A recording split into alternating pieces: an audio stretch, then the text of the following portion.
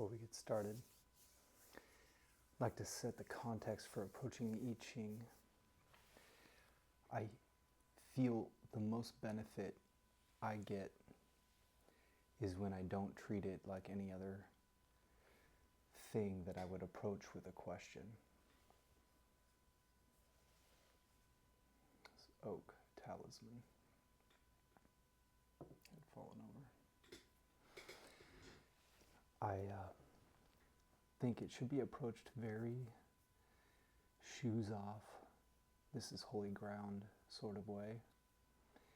And the reason I say that is that if you approach a sage, oftentimes you'd have to travel up a mountain or a great distance to some hermit in a cabin.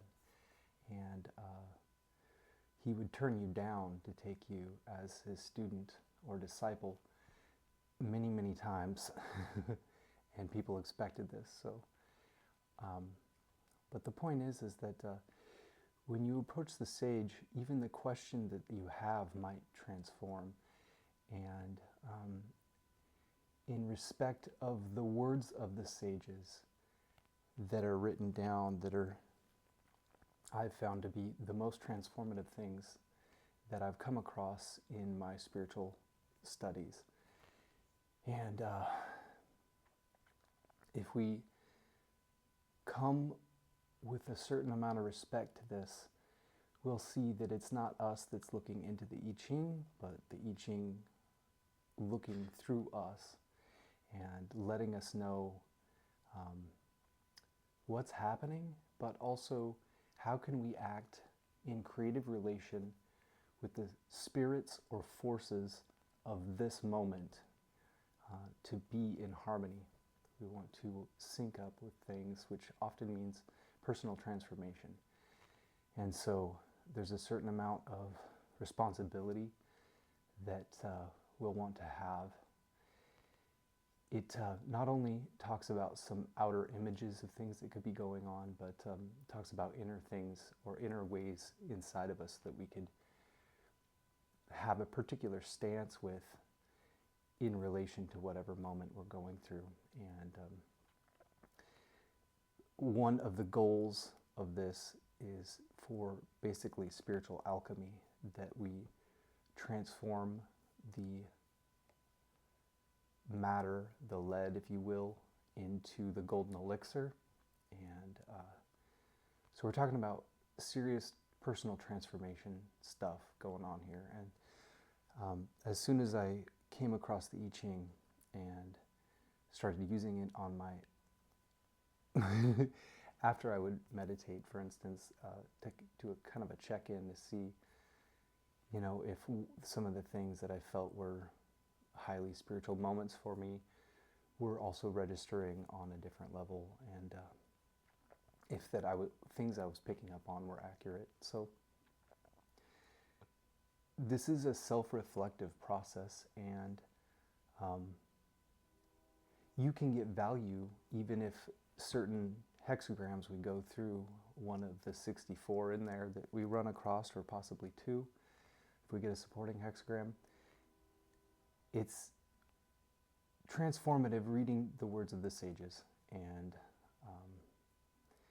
so hopefully as we walk through them, you'll allow them to hit you on a different level. What I mean by that is more of a subconscious level. It's good to have a meditative stance almost about this, because it is coming from almost a dreamlike space where everything is either masculine or feminine, yin, yang or yin. And it kind of simplifies things in terms of saying that all the forces that Tao could act through are going to be a certain combination of these things, and there's kind of an ideal combination, but it'll hopefully set you a good map for where you might be at in relation to, you know, perfect alignment, if you want to call it that. And also, might help you figure out a good way to act in your personal situation, whatever that may be. So let's get started.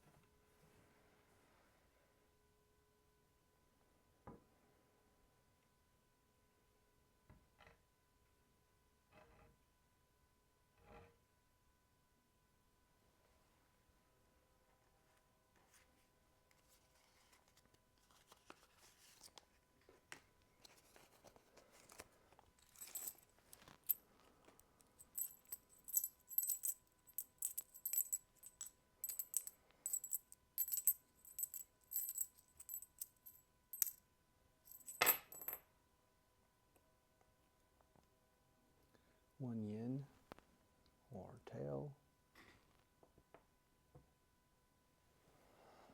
and two yangs or heads gives us one yang yin line.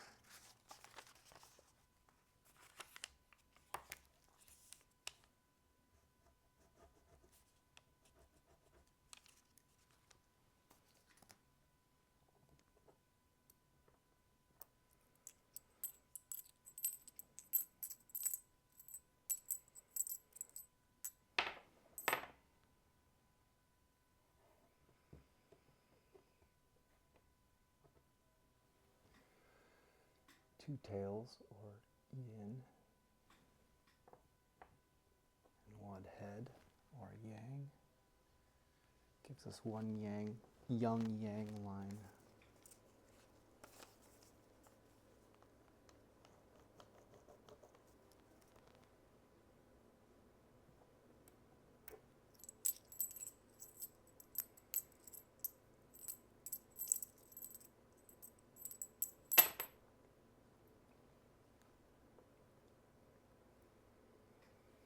Three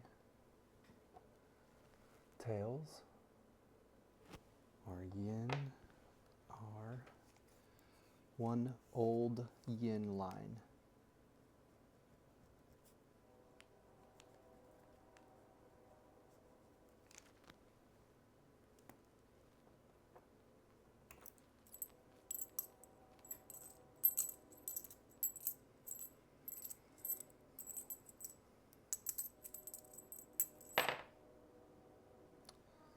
Once again, three tails or yin coins gives us another old yin line. The old lines will transform to yang yang lines and give us a supporting hexagram. We're on our fourth roll. We have two more to go.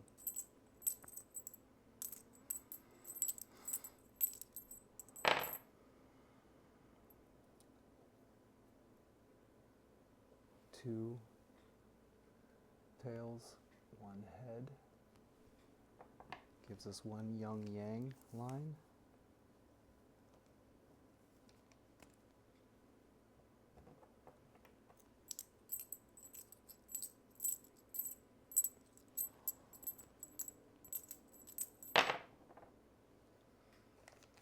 Three heads.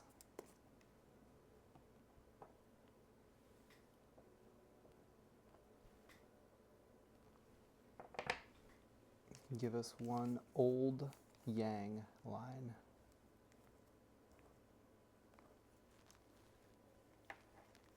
We have three changing lines.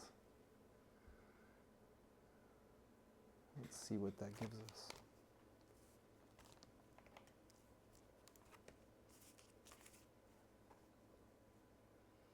First hexagram we'll read as broken, solid, broken from the bottom up,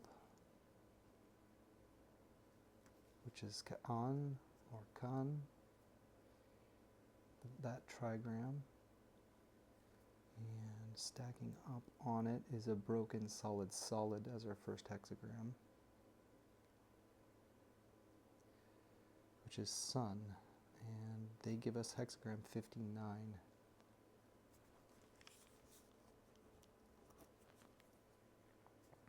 Our supporting hexagram, our changing lines are 3rd, 4th, and 6th lines. And so that changes our hexagram from a bottom trigram from a broken, solid, broken to a broken, solid, solid. And then, which is the Sun trigram, and then our outer trigram or top trigram changes from a broken, solid, solid to a solid, solid, broken, which could also be called a whole, whole, open, which is trigram Tul, Utui. Let's see. That gives us hexagram 28.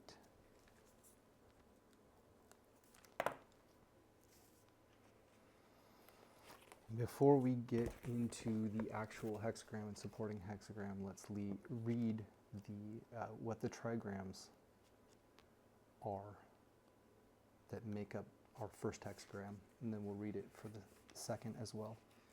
So as we said, the first trigram, the one right on the bottom here, if I were to just cover up the top part, you'd read that as broken, solid, broken.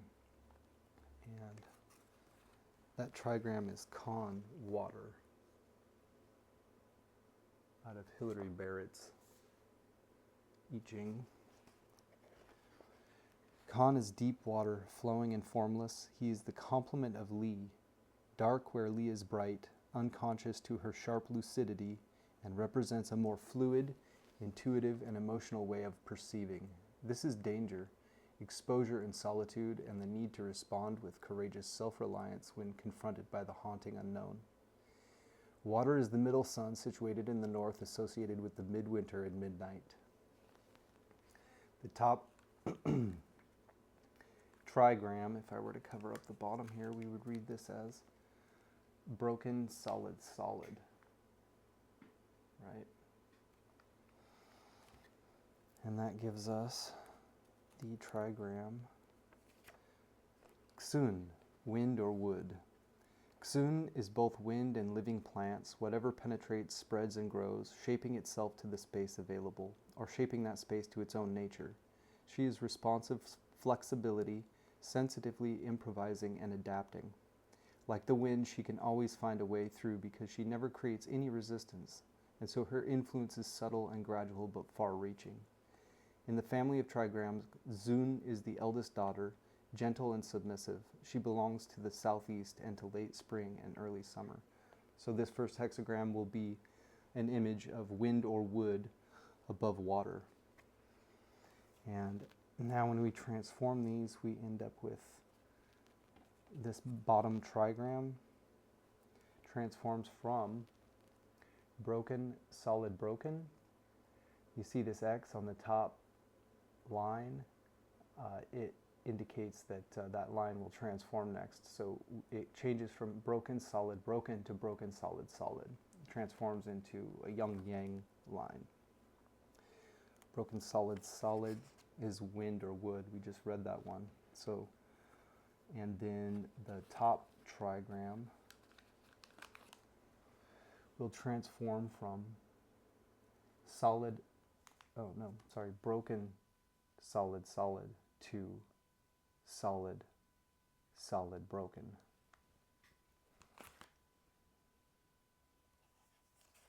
Which is dewy, lake, or marsh. Dewy is lake and marsh, abundant energy that teems with life. She is the impulse to communicate, share, and exchange, and delights in both inner and outer conversation. She brings things into circulation and gives them voice. This is the sheer enjoyment of participating in life to the full, expressing ourselves and hearing others, and satisfying our desires. Lake is the youngest daughter, spirit of the fertile west and of autumn. So our supporting hexagram is going to be lake or marsh over wind or wood. Now let's get into reading from, well, we got our hexagram, and I was going to read some quotes, but this is what we'll be reading out of to get our I Ching readings. It's the Taoist I Ching, translated by Thomas Clary, written originally in 17. I should memorize this by now.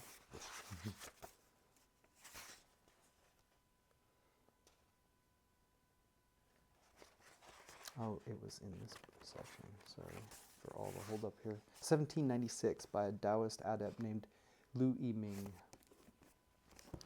To start out with these quotes from I Ching, classic Chinese oracle of change, translated by Rudolf Ritzema and Stephen Karcher. The introduction here is pretty great. I wanted to highlight some things. Kind of touched on them in my own words right at the beginning, briefly, but some things are a little different than that. Okay.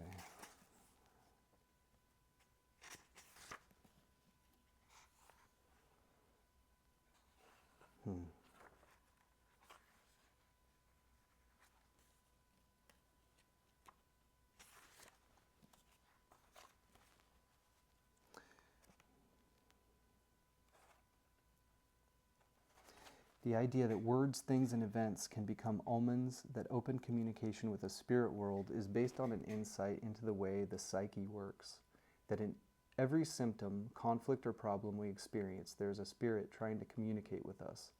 Each encounter with trouble is an opening to this spirit, usually opposed by the ego because it wants to enforce its will on the world. Divination gives a voice to what the ego has rejected. It brings up the hidden complement or shadow of the situation in order to link you with the myths and spirits behind it. This changes the way you see yourself, your situation, and the world around you.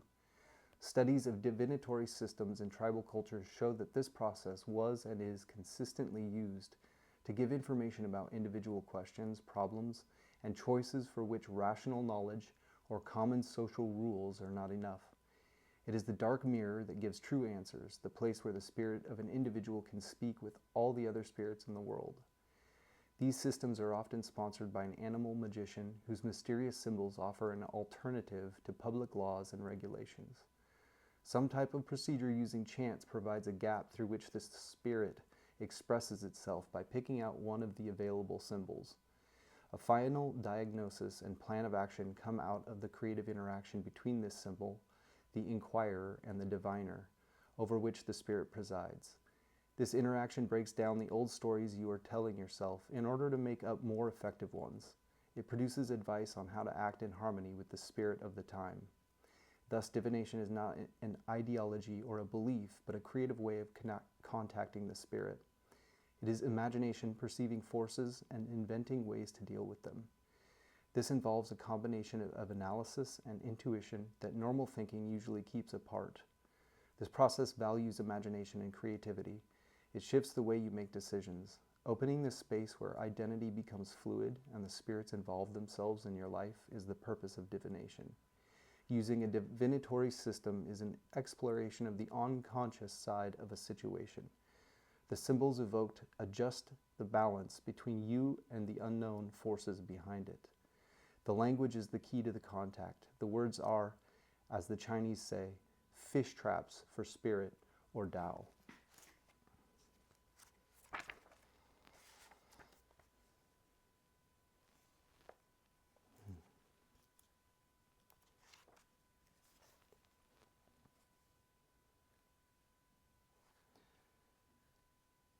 The I Ching fills an important gap in the modern approach to the psyche.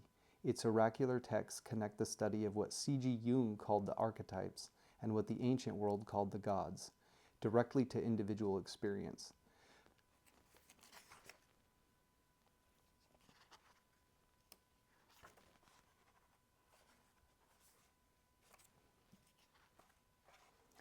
The term Tao has no equivalent in English. The literal meaning is way or path, and the term describes both the movement on this way and the way itself. Tao is the ongoing, self-renewing, and purposive energy of life, continually creating as it moves. It traces a way or path which is, potentially, reflected in each individual being. To be in Tao or connected to Tao is to experience meaning and move with the energy of life. This is fundamental value. It is experienced as meaning, joy, freedom, connection, compassion, creativity, and insight. Tao is not limited by any system or morality, and it continually undermines rational definitions. It is not predictable but versatile.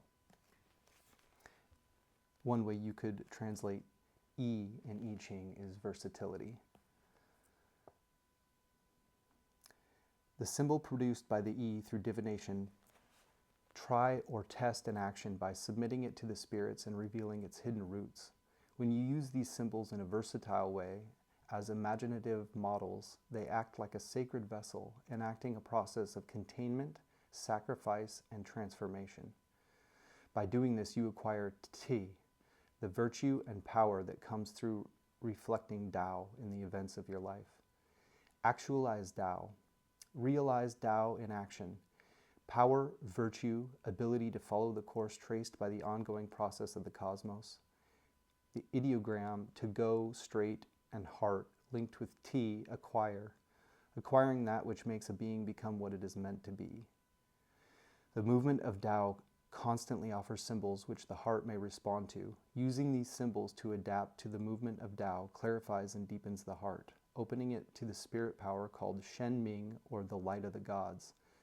Actualizing Tao suggests that the continual process of straightening, clarifying, and deepening the heart enables you to become what you are meant to be, correcting and straightening movement on the path or way of life.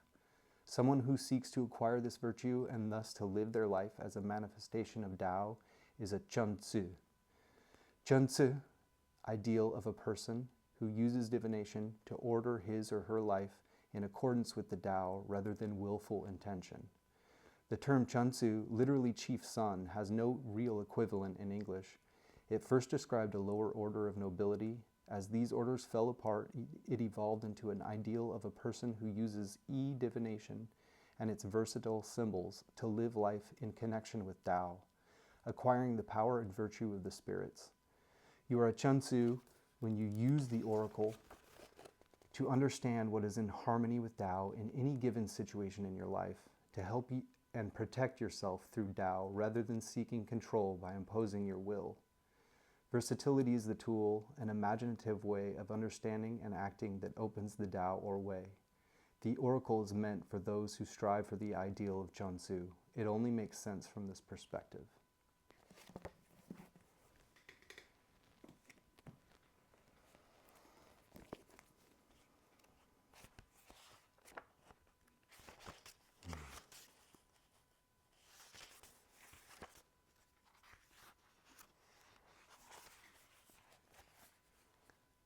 First hexagram 59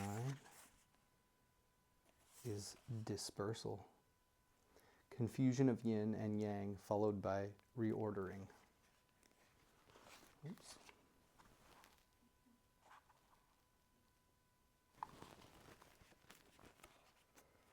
And our supporting hexagram is going to be 28.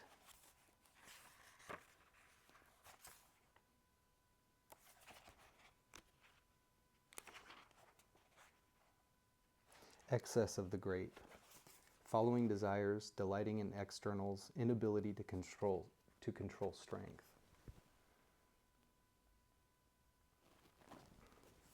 So we'll start with 59.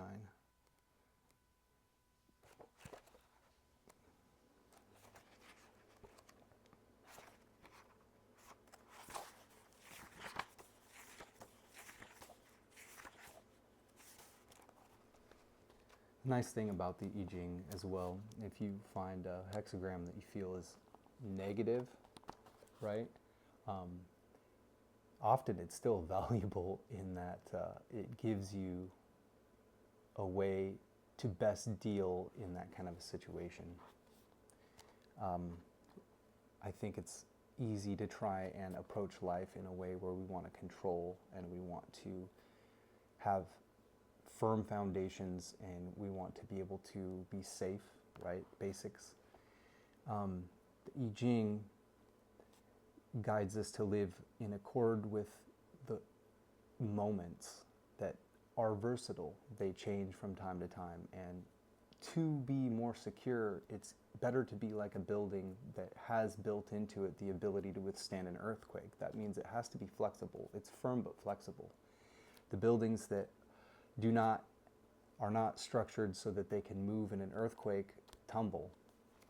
And we should be firm yet flexible, and the Tao is the perfect thing to study in order to do so, especially in a changing world. The nature of things is to change.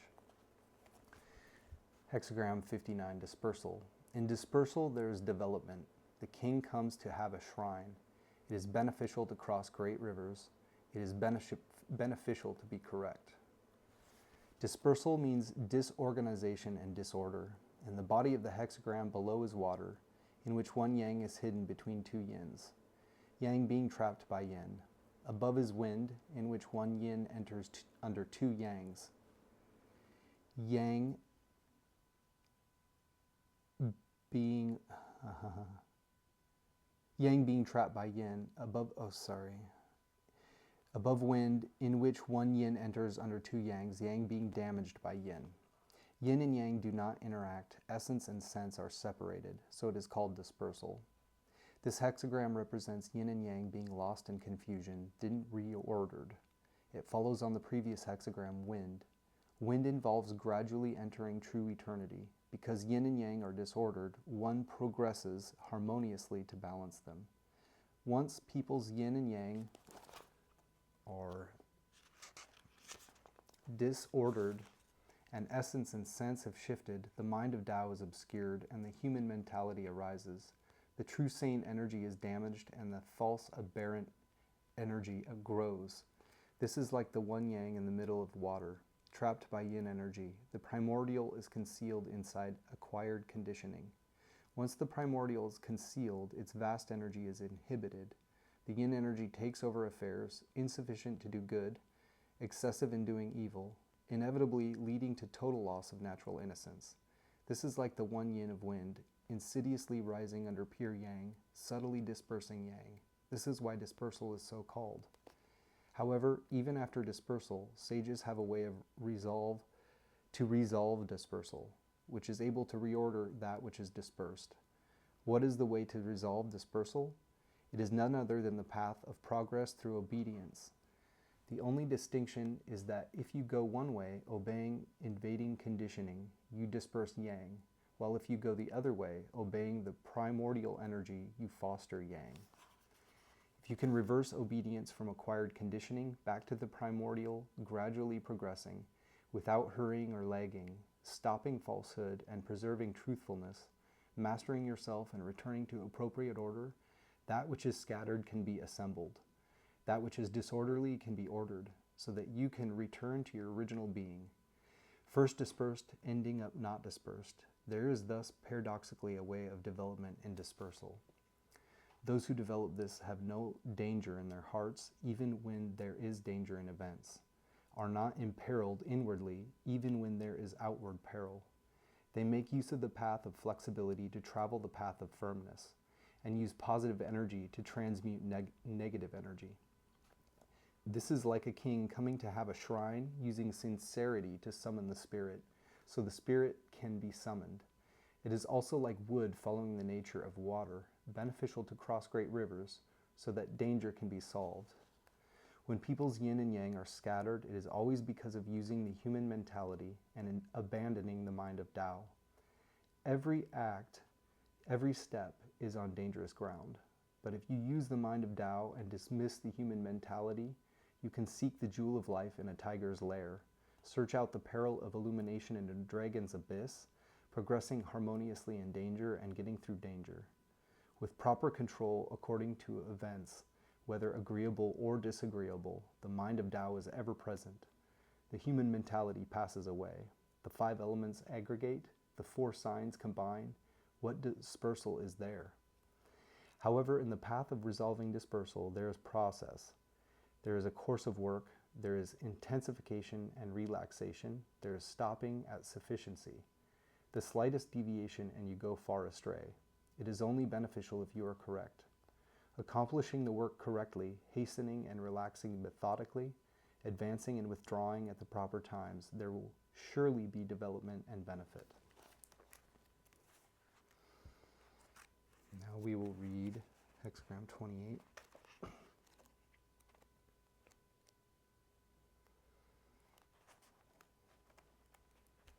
Just told us to mind our P's and Q's. That's the broad map of the situation or spirit of the time we may be in. And this supporting hexagram is going to be a little bit more specific as far as where we fit within it. Excess of the great. When the great is excessive, the ridgepole bends. It is good to go somewhere. That is developmental.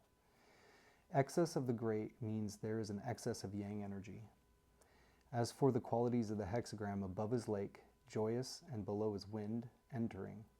Going along with what is inside, delighting in externals, following what one desires. When happiness culminates, it produces grief. In the body of the hexagram, inside are 4 yangs and outside are 2 yins.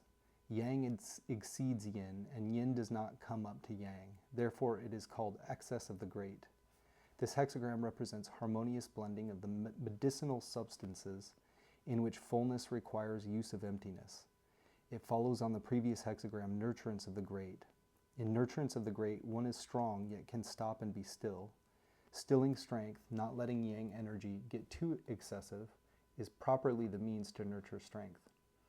In spiritual alchemy, the path of the gold elixir, we take 2 times 8 ounces of the polar energies and congeal them into an embryo. It requires that the great and small be undamaged, and both realms be complete. If yang energy is too strong and yin energy too weak, then yin and yang are not in harmony, and you lose the path of continual renewal. When yin culminates, there will be decay, and when yang culminates, there will be deterioration. Going on in this way, the trouble of the ridgepole bending and breaking is inevitable. When the ridgepole snaps, the whole house falls down. In the same way, practitioners of the Tao who promote yang too much, who do not know when enough is enough, who can be great but cannot be small, suffer damage to their spiritual house. If you can proceed breezily without becoming too intense, being harmonious and easygoing without clinging, mastering the ability to adapt to changes, preventing danger and being aware of perils, then firmness and flexibility will correspond, yin and yang will balance each other. Though great, you can avoid excess, so that it is beneficial to go somewhere. Consummating essence and perfecting life, you develop without hindrance. All right, we'll go back to hexagram 59 and read our changing lines, which were 3, 4, and 6, and those will be even more specific for us, or should be. May even tell us about some upcoming energies, if you will. In the context of changing lines, they are going to tell us a few things. Our third changing line, well, line 3, which is our first changing line, but in the context of an emerging identity facing a transition with fear or desire, resolution or indecision. That's how we should understand this changing line that we're going to read in that context. So changing line 3. Dispersing the self, there is no regret. At the extreme of danger, one regretfully walks on a precipice. But by having correspondence with Yang, one follows the mind of Tao and not the human mind. This is like dispersing the self. Regret derives from having the human mentality. When there is the human mentality, there is self. Dispersing the self is being selfless, non-egotistical, without the human mentality. When there is no human mentality, the mind of Tao is not obscured. one does not cause regret and has no regret oneself. This is being able to escape dispersal on encountering it. So, though the externals seem pretty negative, it seems like we're walking the path here, at least in this changing line. These changing lines can contradict each other. And when that happens, we basically go with kind of the general of what's going on here. And it may even stand out more one than the other for whomever. But we'll take them all in and see what happens. And our fourth line, the context that we're going to use to understand this is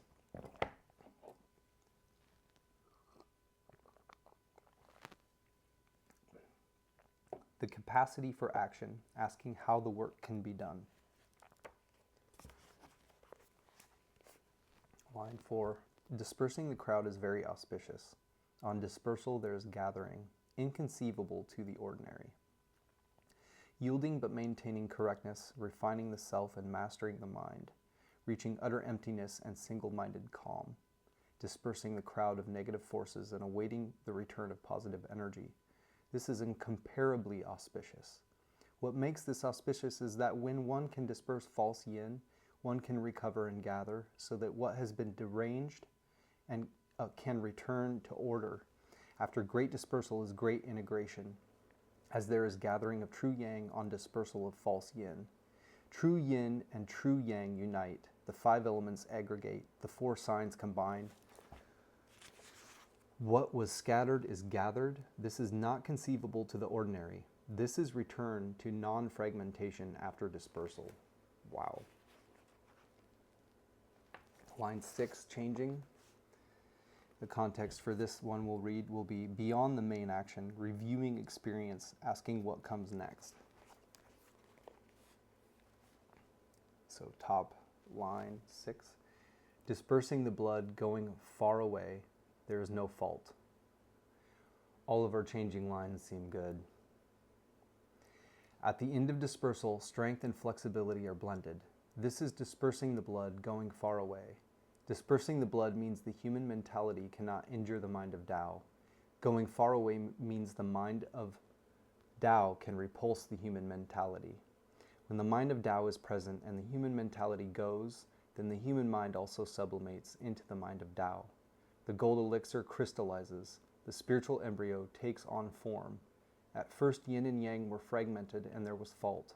Finally, yin and yang are blended and there is no fault. This is regaining integration when dispersal ends. So when the human mentality arises, the mind of Tao leaves. When the mind of Tao arises, the human mentality leaves.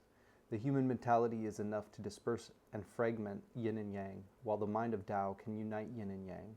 Being able to unite what has been dispersed, returning to the origin, re-experiencing the fundamental being, is the culmination of the path of resolving dispersal.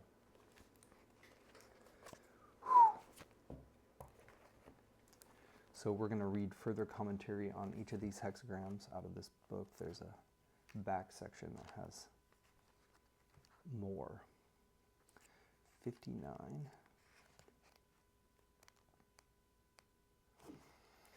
Disintegration. So keep in mind that these are going to be for the general hexagrams, not our changing lines, which were the most specific parts on it. So this just give us more general context of kind of the surrounding situations we might find ourselves. It says more about kind of like outward circumstances than it does what's going on internally with us, which is what the I Ching is clearly concerned about, is that what's going on internally, even if you're going through upheaval or frustrations.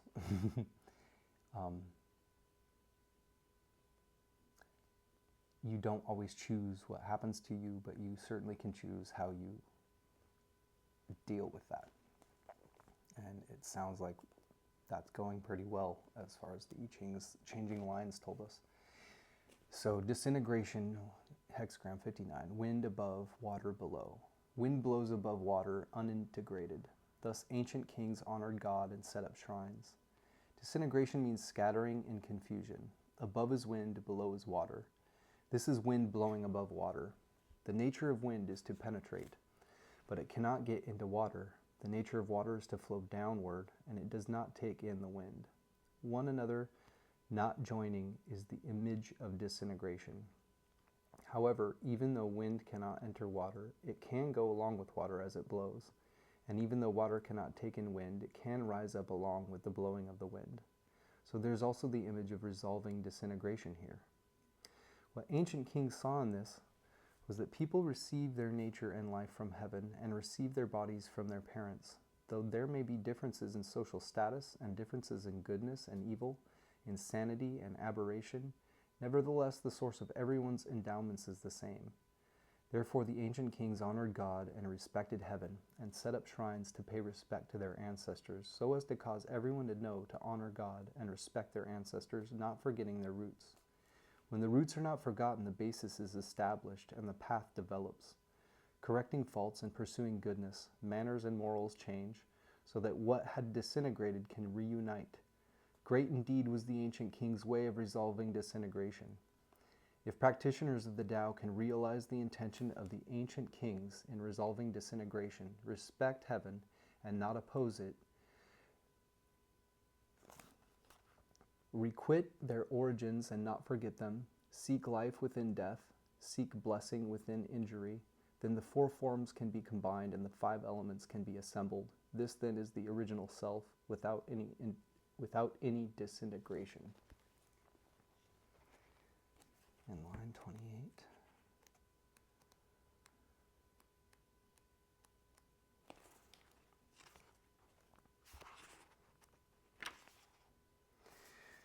Great excess, lake above, wind below. Moisture destroys wood in excess, thus superior people stand alone without fear and leave society without distress. Great excess is excess of the great. Above is lake associated with moisture, below is wind associated with wood. The nature of water is to flow downward, the nature of wood is to float upward. When water rises above wood, it can destroy wood, and when wood descends below water, it can be destroyed by the moisture. This is the image of great excess. What superior people see in this is that just as a great excess of moisture can destroy wood, so can a great excess of talent and intelligence in people destroy their character. Therefore, they take the model of water rising above wood in the sense of standing alone without fear, and take the model of wood descending below water in the sense of concealing themselves and being free from distress. Thus they accomplish the will of a person of exceeding greatness, and perfect the character of a person of exceeding greatness. Because superior people who practice the Tao consider nature and life to be the most important matter, they look down upon all existence as empty of absoluteness, being like a clear lake unsullied by the dust of objects. They make use of the phenomena of the world to practice the principles of the Tao, playing a unique tune on an individual harp. Unmoved by the prospects of life or death, they stand aloof of all things without fear. Like the flexibility of wood, they have talent, but do not presume upon it. They have intelligence, but do not rely on it. Though simple in appearance, they hold a treasure. Concealing their illumination and nurturing it in obscurity, they do not seek to be known to others. They are hidden in a profound privacy and have no distress. Having no fear means that one cannot be constrained by things. Having will and energy far beyond that of others. Having no distress means that errant thoughts do not arise, and one has cultivated development far beyond that of others. Because of having no fear and no distress, one can accomplish that which is rare in the world, and be beyond the perception and beyond the reach of ordinary people. Now we'll read a different translation and I guess her personal take on things, Hilary Barrett's I Ching. That one was highly spiritual and Taoist. This one, not necessarily Taoist in perspective, and probably trying to bring it down from more of a spiritual level to a kind of a day-to-day level, which is why I like to use these in harmony with each other or whatnot. They give you kind of a broad range of interpretation, sort of, within the same framework. Hexagram 59, dispersing. Where and how can you be less rigid? Where were the walls in this situation, and what can you see as they dissolve away?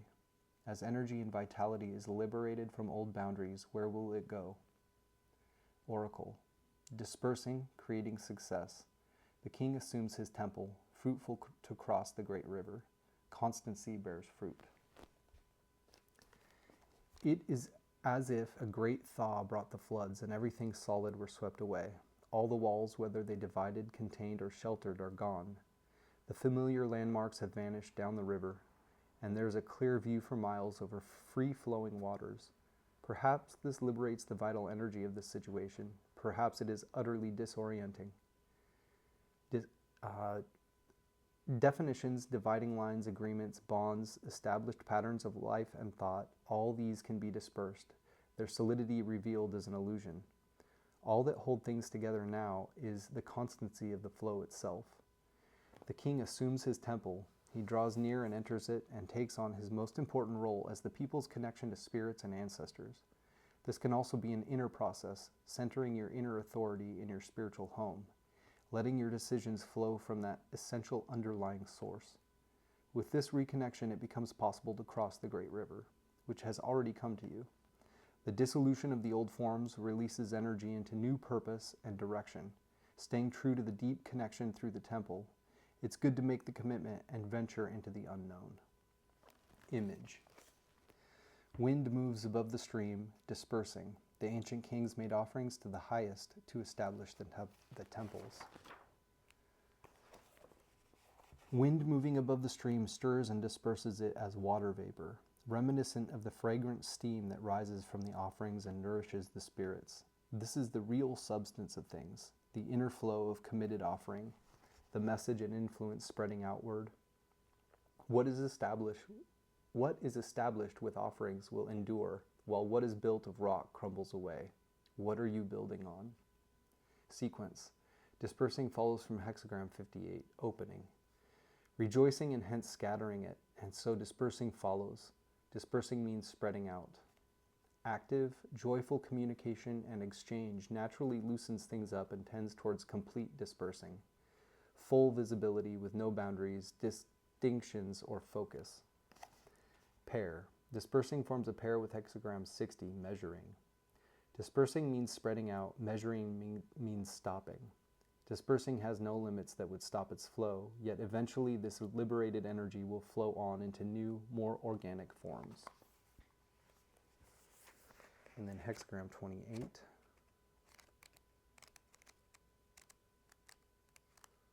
This is fun. I'm having fun. Hope you are.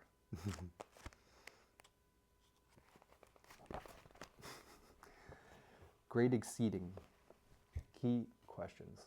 What is overloaded? What have you outgrown? What must you do? Oracle. Great exceeding, the ridgepole warps, fruitful to have a direction to go, creating success. When you exceed something, you cross over a line and make a transition. The traditional Chinese house has a structure like an old-fashioned tent. Uprights support a horizontal ridgepole, and all the weight of roof and walls is suspended from there. Here the ridgepole's limits have been exceeded. The supporting framework is no longer adequate to the weight it's asked to bear. This means stress and also a greatness of spirit and purpose that goes beyond the scope of the situation. It is fruitful to have a direction to go, to reach out imaginatively and explore. Since things cannot hold up as they are, there must be movement. Image. The lake submerges the tree, great exceeding. A noble one stands alone without fear, withdraws from the time without sadness. Water should sustain the tree, but in excess will drown it. Interaction and communication should sustain you, but too much will be overwhelming, drowning the natural growth of your spirit in a flood of demands and expectations. You cannot possibly absorb all these demands and preoccupations into your own identity. You would only lose yourself. So a noble one is not afraid to stand alone, nor is she depressed at leaving society behind. She is moved by an inner purpose and not a product of her environment. Sequence. Great exceeding follows from hexagram 27, nourishment. With no nurturance, it is not possible to act, and so great exceeding follows. Great exceeding is the opposite experience to nourishment, imbalance instead of balance, overloading the structure instead of living within it. But to be capable of the dynamic action, great exceeding requires you need to be well nourished. Getting back to Hexagram 59, we'll read the changing lines. And then I'll give you a mudra to practice. We'll flip through a book here at random and find one that just pops out. That'll be awesome. Dispersing, we're going to read changing lines 3, 4, and 6. Again, the context for the first line that we're going to read is an emerging identity facing a transition with fear or desire, resolution or indecision. Line 3, dispersing yourself without regrets. At the surface, the water evaporates into the wind. Your little self can disperse now, as you quietly enter into a larger self and deeper truth, one where your independence and what you stand for are no longer so important. As your identity disperses and expands, there is nothing to be anxious about. Nothing real is lost.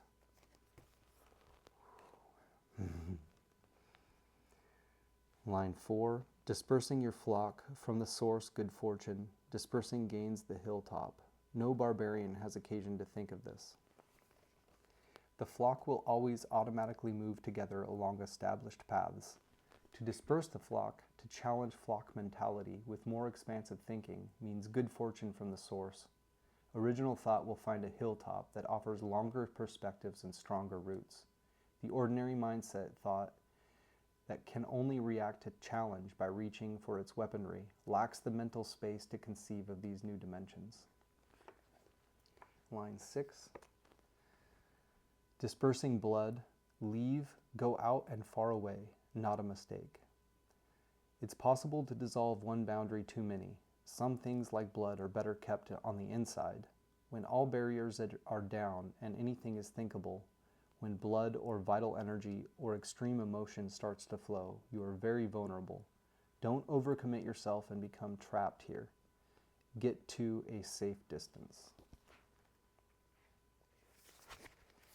Forgot to read what the contexts were for those last two. The fourth context was the capacity for action, asking how the work can be done. And the last one we just read, the blood one, was beyond the main action, reviewing experience, asking what comes next.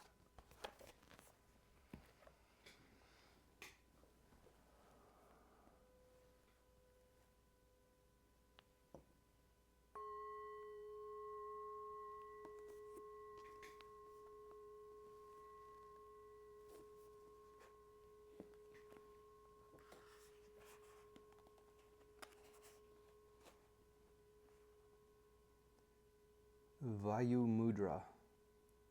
1. English, wind or air. Is a joint hand gesture used by performing artists. It is found in the traditional set of 16 Diva Hastas, denoting Hindu gods and goddesses as described in the Abhinaya Darpana. It indicates the form and character of the Hindu deity Vaya.